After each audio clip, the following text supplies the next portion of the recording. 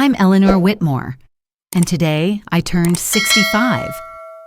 The kitchen smells like vanilla because I lit a single candle on a store-bought cake and let it burn down to a stubborn bead of wax. The late afternoon light off the Maine coast comes in thin and cold, laying a silver stripe across my table. My phone sits beside the plate, screen up, as if good news might fall through it. The calendar blinks the date, a small blue circle around my name. The knife leaves a shallow groove in the cardboard base. No one calls. No one knocks. The group thread where my son, Daniel, usually shares photos of the baby is quiet. My daughter-in-law, Marissa, posted a boomerang of champagne, another celebration for her mother, Lorraine. I don't text a reminder. I don't type a gentle hint. 6 years taught me reminders only rescue the forgetful, and I'm done. I tilt my fork into the frosting and take a small bite. Sweet and slightly dry. It tastes like every compromise I once convinced myself was love. The house hums with heat, and in that hum I hear my own voice, steady. I have spent a lifetime smoothing edges, bridging moods, translating silences. Tonight the silence will speak for me. I turn the phone face down and slide the do not disturb on with my thumb. The room grows gentler. Outside, the tide pulls back with a wet hush, like fabric being folded. I picture Daniel's face when he finally notices the date, the scramble to excuse himself, the promise to make it up to me. I picture myself saying, "That won't be necessary." I blow out the candle. Smoke twines upward, then disappears. In the quiet, I open my laptop and a starred email I've been saving, an invitation to view a place by the water, sun-bleached clapboard, wide windows, a porch facing its own future. My pulse lifts, not from anger, but from clarity. I won't chase a seat at a table where my chair's always missing. This year, I won't make a scene. I won't make a speech. I'll make a move. By the time anyone notices, the only message left to send will be the one my life writes. The next morning, I left the cake on the counter, its candle stub leaning like a tired sentinel. I made coffee and carried the mug to the porch, the ocean rolling gray and insistent beyond the rocks. My phone blinked with notifications, family photos, work updates from people I barely knew, but nothing with my name attached. My birthday had already dissolved into yesterday. I let the bitterness cool with the coffee. Daniel had texted once, a rushed line about being swamped at work, no mention of the date, no trace of recognition that it was the 6th year in a row. Marissa had posted another picture of her mother opening gifts, ribbons and smiles spilling across the frame. Lorraine looked radiant in silk. I scrolled past, not angry, not surprised, just tired of playing invisible. For years, I'd been the one to host dinners, bake pies, organize gatherings. I kept the glue warm, thinking that if I worked harder, the cracks would close. Instead, they widened until my own celebration fell through them. I sat with the weight of it and realized I wasn't angry at forgetting. I was angry at myself for tolerating it. That morning, I dialed a number I had saved months earlier, a real estate agent named Claire who specialized in coastal properties. Her voice came through bright, efficient, asking if I was ready to move forward. My heart answered before my mouth did. Yes, I wanted to see the house by the water, the one I'd bookmarked in secret.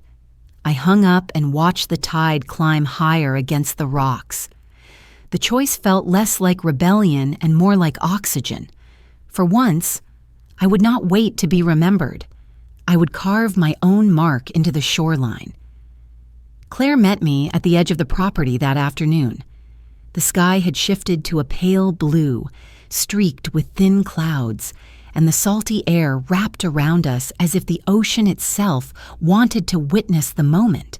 The house stood just above the dunes, its clapboard siding weathered but dignified, the wide porch reaching out toward the horizon.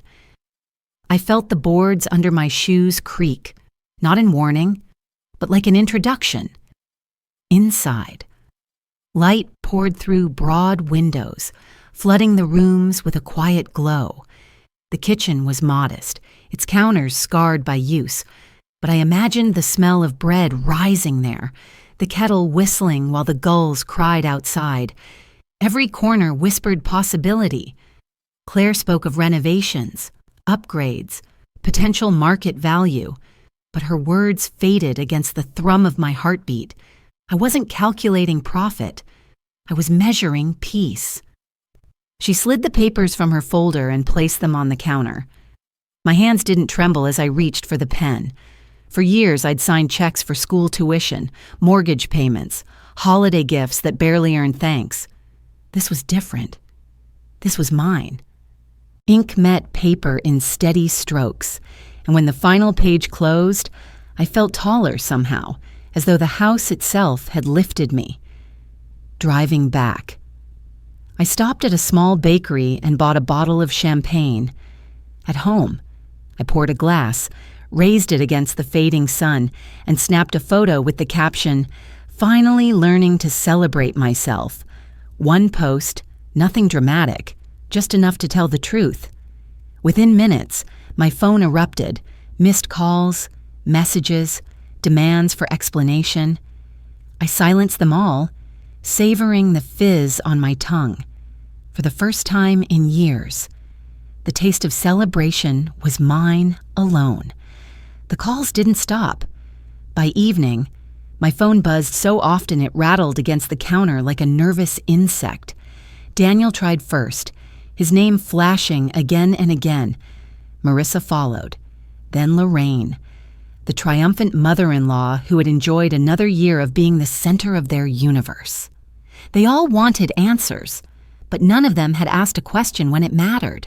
I poured myself another glass of champagne and left the phone face down.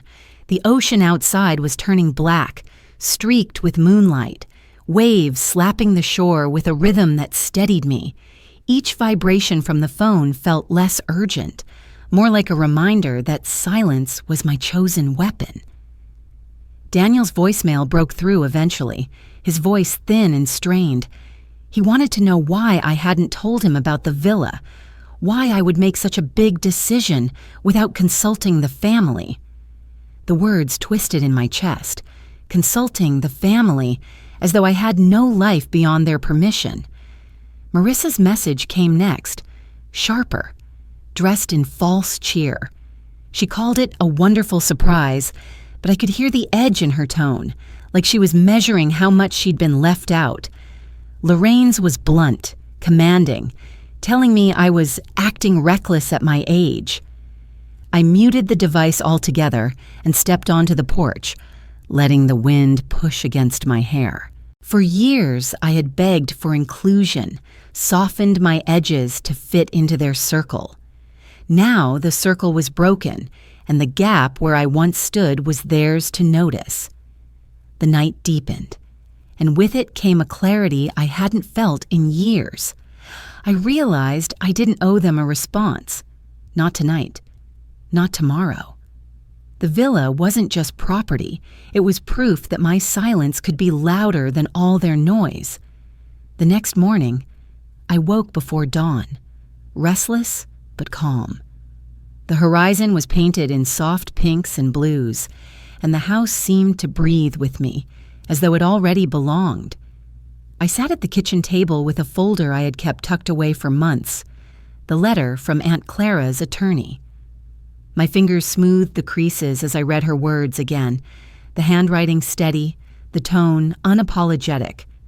She'd left me $7.2 million, accumulated over decades of careful saving and quiet investments. Clara never flaunted wealth. She lived in a modest clapboard home and drove the same car for 20 years. But in her final note, she wrote, "Eleanor, you spent your life giving without asking. Use this gift to claim your space. Live unapologetically." I had hidden that truth from everyone, even Daniel. I needed to see what people valued when they believed I had nothing. The answer had been carved into 6 forgotten birthdays. Now, as I traced Clara's words, I felt less grief over the family I didn't have and more gratitude for the clarity she'd given me. I folded the letter, slid it back into its envelope, and locked it in a drawer. Some secrets were anchors, meant to hold until the tide was right. The villa wasn't just a purchase, it was the first step in honoring her faith in me. The phone rang again, but I didn't move to answer. Their sudden urgency felt hollow against the steady weight of Clara's voice in my mind. For the first time, I understood that silence wasn't emptiness. It was strategy, a way to measure who showed up when words weren't handed to them. 2 days later, I returned to the villa with a suitcase and a small bag of groceries. I wanted to breathe in the place as my own, to hear the echo of my footsteps in the hall before it filled with furniture. The porch boards flexed beneath me, welcoming rather than warning. I carried the groceries into the kitchen and set them down on the bare counter, the hum of the refrigerator my only companion. The knock came just as I was rinsing blueberries, sharp, impatient, not the knock of a neighbor. I opened the door and found Daniel, Marissa, and Lorraine standing together. Their faces carried a mixture of forced smiles and tight control, as though they had rehearsed this scene in the car. Daniel started first, arms outstretched, voice too bright. "Mom, we're just worried. Buying a house like this, all alone. Don't you think it's too much?"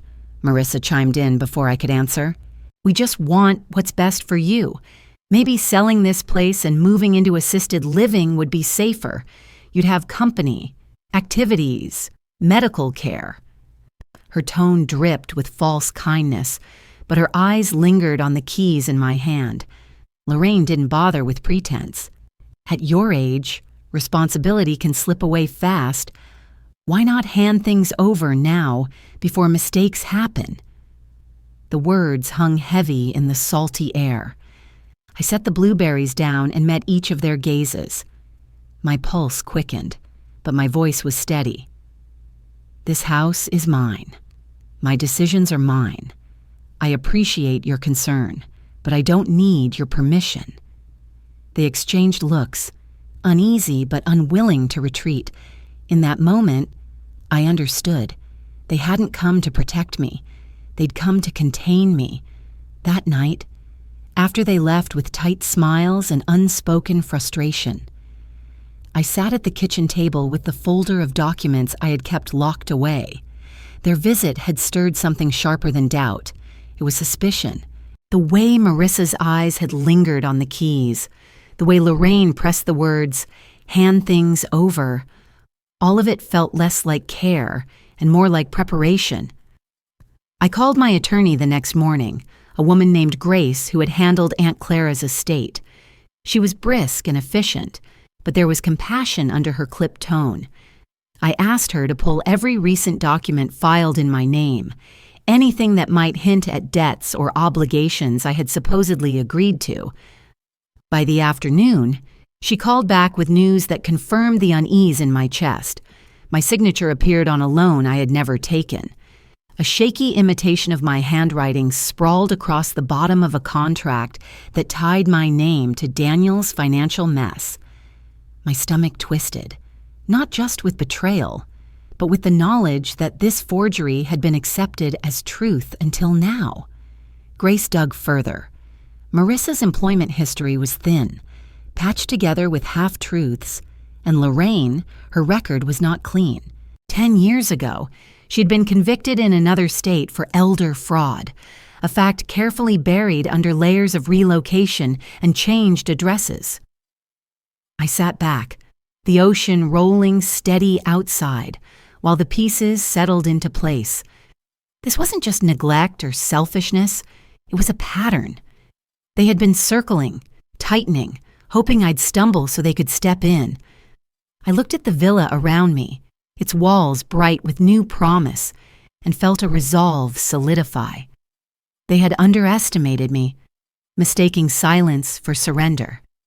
The next evening, Daniel came alone. He knocked softly, not the rehearsed pounding of 2 days before. I hesitated, then opened the door. His shoulders slumped, his eyes avoiding mine as he stepped into the kitchen. The silence stretched until he finally spoke, his voice cracking. "Mom, I need to tell you the truth." He sat at the table, staring at the wood grain like it might swallow him. He confessed that the loan was his, that he had signed my name because he was drowning in debt. Marissa and Lorraine had pushed him, convincing him it was harmless, that I had enough to cover it, that no one would notice. His words spilled out in broken bursts, each one carving deeper into the space between us. I listened, my hands folded, my heart torn between fury and pity. The boy I once taught to ride a bike, the man who now wore exhaustion on his face, had chosen betrayal when honesty might have saved him. "I never wanted to hurt you," he whispered. "I just thought it was the only way out." The weight of his admission pressed hard. I felt anger rise, but alongside it came grief. Not only for what he had done, but for the weakness that had led him there. He had let himself be led by people who saw me as prey. I stood and poured him a glass of water. My voice was steady, but my chest ached. "Daniel, I can forgive mistakes, but I will not excuse deceit. If you want to make this right, you'll have to stand against them, not beside them." He nodded, though his eyes shimmered with doubt. For the first time in years, the balance of mother and son had shifted. It was 2 nights later when the phone rang again, long after the tide had settled into its midnight rhythm. I almost ignored it, until the caller ID flashed a name I couldn't mistake, Lorraine. Against my better judgment, I answered. Her voice came sharp and uncoiled, stripped of the false warmth she used in daylight. "Eleanor, let's not waste time. Transfer $3 million to the account I'll send you, or the world will hear a very different story about you and your finances. Do you really want investigators digging into every corner of your life?" My grip on the phone tightened, but my breathing stayed calm. I had prepared for this days earlier. Grace had helped me install recording software approved under Maine's one-party consent law. The line was hot. Every word Lorraine spat, weaving itself into a net she didn't know existed. "You think you're clever," she hissed, "but age makes people sloppy. You'll end up in a home either way. Why not make it easier and pay?" I let her talk, her threats tumbling out like rocks down a cliff. She promised ruin, humiliation, exposure. Each sentence pinned her tighter. When she finally paused, I answered in a voice steady as the sea outside. "Thank you for your honesty, Lorraine. It's all I needed." Her confusion hung in the silence before she cut the line. I set the phone down and exhaled, my hands shaking only after it was over. The recording blinked confirmation, a small red light pulsing proof. For the first time, the fear wasn't mine. It belonged to them. I had evidence, and I had allies waiting. Soon, their circle of control would collapse, and they would finally see the cost of underestimating me. The following afternoon, Grace arrived with 2 plainclothes officers. We sat in the villa's living room, the ocean framed behind them through the tall windows, as they tested the recording equipment one last time. My hands rested on my lap, steady, though my chest carried the weight of anticipation. They assured me the evidence was enough, but they needed Lorraine and Marissa to show their hands in person.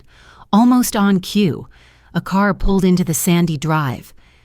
Daniel trailed behind them, eyes down, while Lorraine strode forward, Marissa at her side. Their confidence was unnerving until the door opened, Lorraine began her performance immediately, voice high and commanding. "Eleanor, it's time to stop this nonsense. You either sign over authority or face the consequences." The officers exchanged a glance and gave a subtle nod. Lorraine didn't see it. Marissa moved closer, sliding a manila folder across my coffee table, her smile tight. "It's just paperwork," she said. "Nothing you need to read too carefully." I didn't touch the folder. Instead, I reached for the phone on the table and pressed play. Lorraine's own voice filled the room, her threats crackling from the small speaker. Daniel's head jerked up, horror flashing across his face. Marissa froze. Lorraine's lips pressed together, her composure shattering. The officers stepped forward, badges flashing, words firm and unyielding. In less than a minute, handcuffs clicked, metal against bone, sharp as punctuation. Lorraine sputtered protests. Marissa swore her innocence, but the evidence drowned them both. Daniel stood rooted, pale and shaken. He whispered, "I didn't know it would go this far." His voice carried regret, not defense. As the door shut behind the officers and their captives, the house grew still.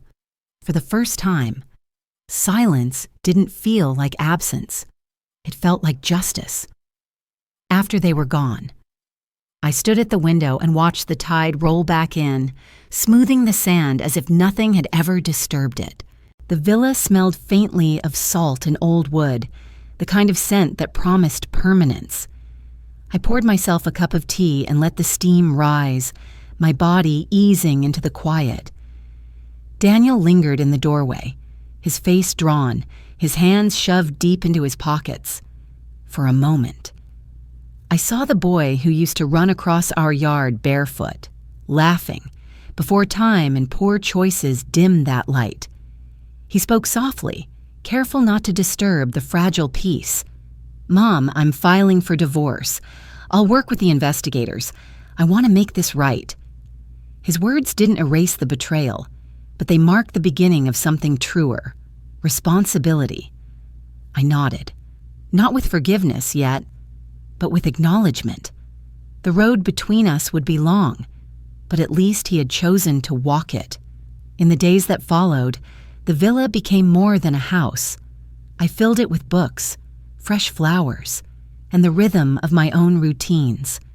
Every morning I walked the shore, the sea foam curling at my feet, a reminder that life erases and renews in equal measure.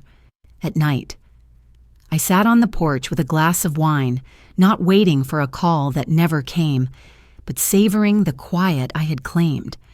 There were penalties from Clara's estate, a few government claims that clawed back pieces of the inheritance, but even with less, I felt more. What I had gained couldn't be measured in dollars. It was the right to breathe without asking, to choose without fear. For the first time in decades, I wasn't overlooked. I was free.